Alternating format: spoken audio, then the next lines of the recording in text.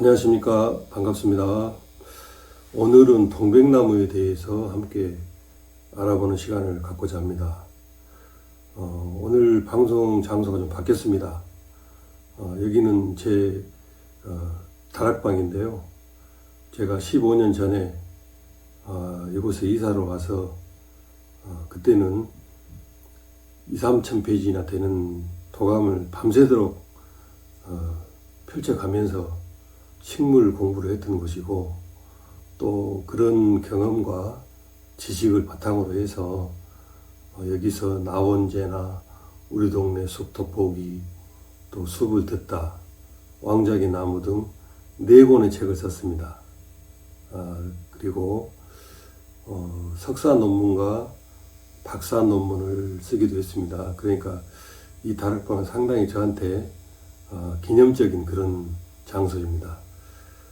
다락방이다 보니까 조명도 어둡고 또 방음이 잘 안 돼가지고 울림 현상도 있는데 이해하시고 함께 해주십시오. 저는 여기 오면 아늑하니 상당히 좋습니다. 자, 오늘은 동백나무에 대해서 한번 알아볼 텐데요. 자, 동백나무는 누구나 잘 아는 나무죠. 그래서 동백나무가 이렇다 저렇다 하는 얘기는 별로 의미가 없을 것 같고요. 동백나무는 우리나라의 난대수종 중에서도 참나무과 그리고 농나무과에 이어서 난대수종을 주로 구성하는 그런 차나무과에 해당됩니다. 보통은 한 7m 정도까지 자라니까 소교목이라고 볼 수가 있죠. 동백나무는 요즘에 이제 날씨가 따뜻해서 서울에서도 잘 자란다고 그럽니다. 실제로 제가 다녀보면은 목포라든가 진도라든가 해남이라든가 이런 것보다도 광주 도심에 심어져 있는 동백나무가 훨씬 더 잘 자라고 꽃도 빨리 피는 그런 현상을 직접 확인했습니다. 도시 열섬 현상이라고 봐야 될 것 같습니다. 동백나무는 새들이 주로, 새 중에서도 동박새가 수분을 지켜주기 때문에 조매화라고 얘기합니다. 동백나무의 이름의 유래를 보면은 겨울 동자에다가 측백나무를 상징하는 백자를 써서 겨울에도 늘 푸른 나무라 해서 동백나무라고 부르게 되는데, 제주도에서는 동백나무를 동박이라고 부릅니다. 그리고 지금 보시는 이 새, 안경을 쓴 이 새가 동박새인데, 그래서 아마도 동박에서 동백으로 이름이 바뀌지 않았는가 하는 그런 생각을 갖고 있습니다.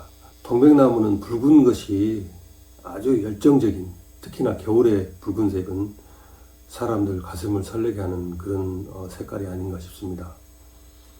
특히 이제 눈이 왔을 때 눈 속에 있는 그 동백꽃을 보면은 자기도 모르게 가슴이 뜨거워지는 그런 기분도 느낄 수가 있습니다. 동백나무 잎은 어긋나는데 타원형이거나 장타원형이고 잎 가장자리에 톱니가 있습니다. 보통은 이제 동백나무들을 많이 심어 놓죠. 정원에 동백나무가 빠지면은 왠지 좀 서운한 느낌이 들지요. 그리고 동백나무는 이렇게 떨어졌을 때도 아주 기품이 있습니다. 나 뒹구는 모습이 애처롭기도 하고 상당히 고고한 그런 꽃이다, 그런 생각이 듭니다. 그래서 사람들이 흔히 말하기를 동백나무는 꽃이 3번 핀다고 그러죠.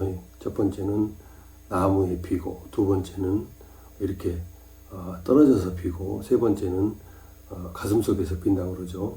그런데 이제 쭉 보면은 동백나무 중에서도 이렇게 심어 놓은 것도 아름답지만은 야생 동백이야말로 진정한 동백이고 정말로 아름다운 것 같습니다.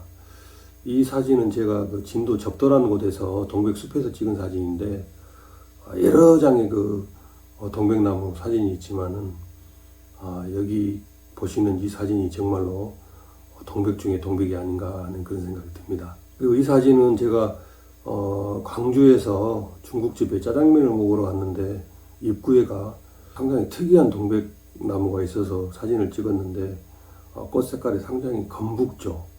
그래서 제가 동백이라고 이름을 붙여봤습니다. 동백나무는 전 세계적으로 품종으로 개발한 것이 한 2,000 정도 되다고 그러는데 우리나라에서 자체 개발한 것도 있지만은 일본에서 많이 도입이 된 것 같습니다. 그래서 흰 색깔하고 붉은 색깔하고 합쳐지면서 여러 가지 특이한 그런 색이 있어요. 이렇게 하얀색하고 붉은색하고 반반 이루는 것도 있고, 또 어떤 것은 마치 흰 동백의 꽃잎이 핏빛 이런 붉은 색깔이 그어져 있는 느낌을 가진 그런 것도 있고, 또 이런 동백은 섬뜩할 정도로 마치 하얀 동백잎에 피를 뿌려놓은 것처럼, 애기 동백은 말하자면 일본 원산이잖아요. 그런데 일본의 사무라이들이 가장 싫어하는 꽃이라고 합니다. 왜냐하면은 동백나무는 꽃이 질 때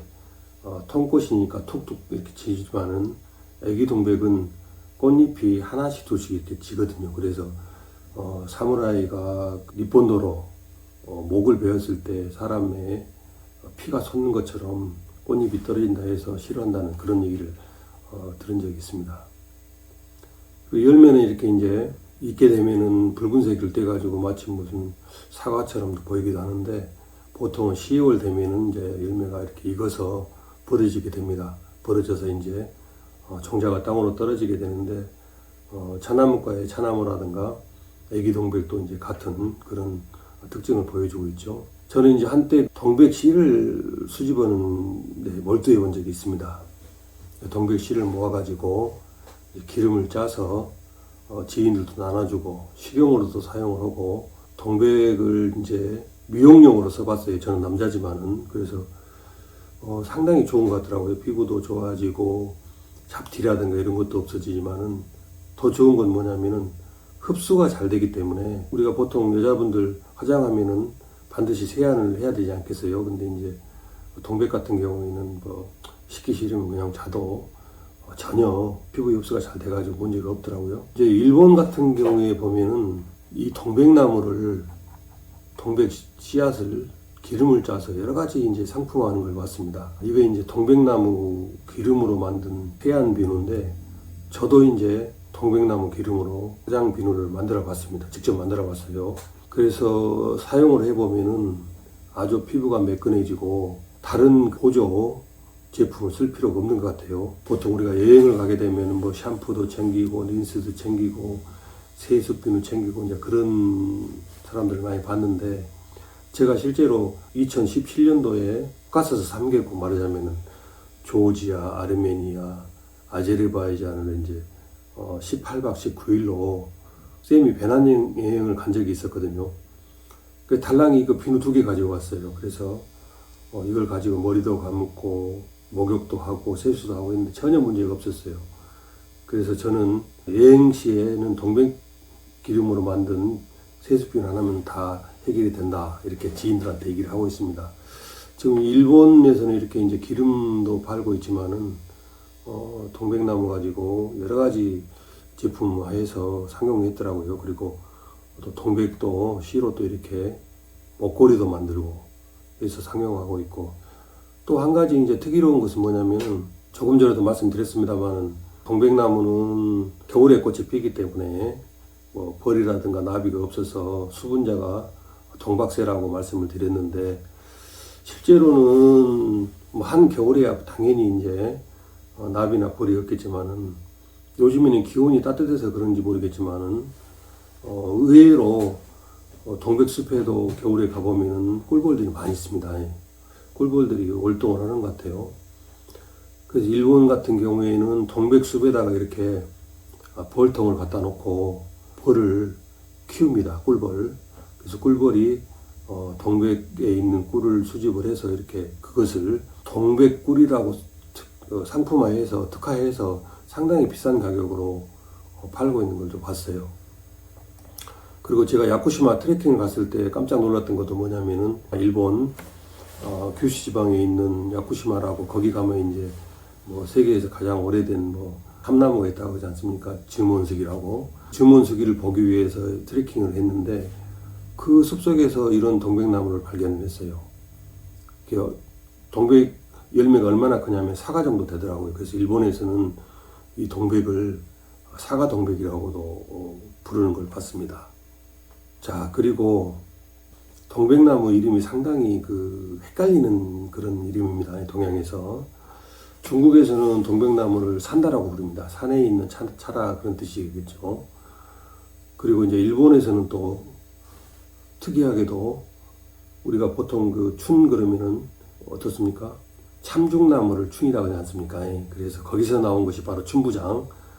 남의 어르신을 높여서 부를 때 우리가 춘부장 이렇게 부르지 않습니까? 그 춘자가 바로 참중나무 춘자에 나온 거거든요. 근데 일본에서 한자로 또 춘 또는 수춘이라고 부르고, 일본 말로는 이제 스바키 혹은 또 야부스바키라고 이제 이렇게 읽는데, 동백나무 학명이 카멜리아 자포니카라고 이렇게 되어 있는데, 왜 그러냐면은 1692년에 독일인 엥겔베르트 캠퍼라는 아주 유명한 식물학자죠. 이 사람이 이제 아시아 탐방길을 일본으로 갔습니다. 그때만 해도 우리나라라든가 이제 중국은 세국 정치였기 때문에 외국 사람들이 들어올 수가 없었죠.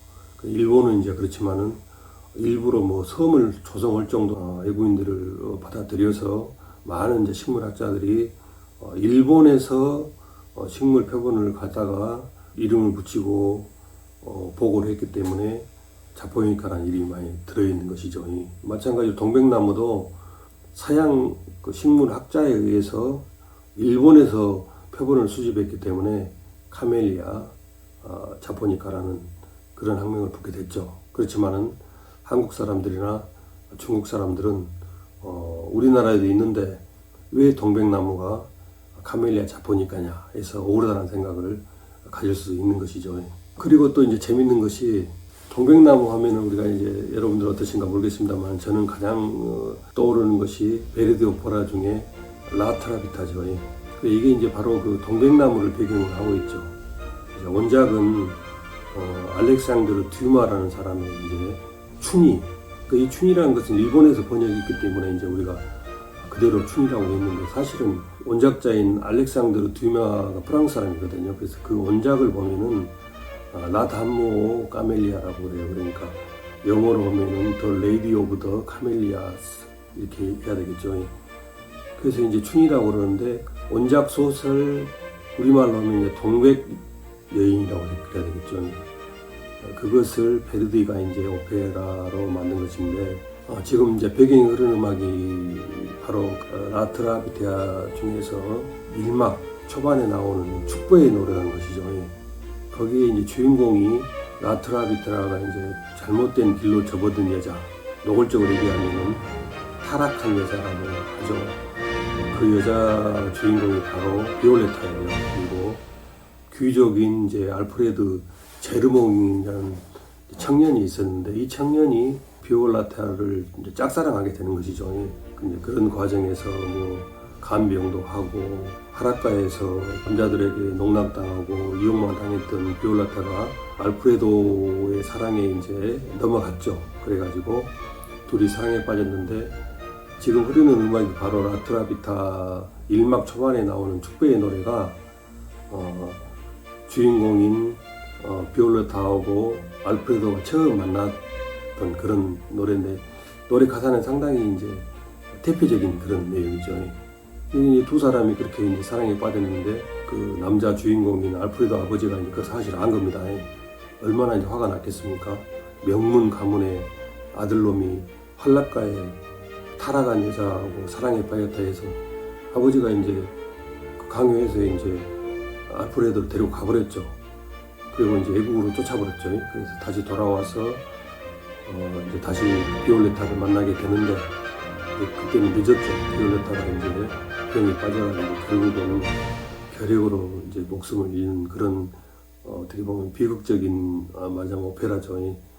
바로 이제 베르디 오페라 라트라비타가 이 동백나무를 배경으로 하고 있다는 것이죠.